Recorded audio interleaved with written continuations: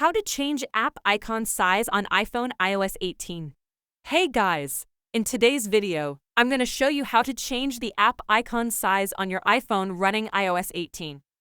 So, make sure to watch till the end and let's get started. First, open your iPhone's settings. Scroll down until you find Display and Brightness and tap on it. Then, scroll down and select Display Zoom. Change it to larger text and tap Done. Confirm by selecting Use Zoomed. Your screen will flash black for a moment, and when it comes back up, you'll notice the icons appear larger. If the text is too big, you can adjust it in the text size option. Next, if you want to customize the icon sizes, return to the home screen. Hold anywhere to enter edit mode.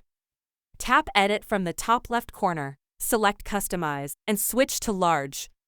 This will make the app icons larger, but you'll lose the app names. If you'd like to make a specific app icon appear even larger, hold down the app icon. You'll see options to convert it to a widget, allowing it to take up more space, like 4 spaces or an entire row. And that's it.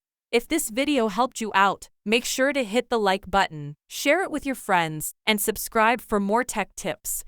See you in the next video.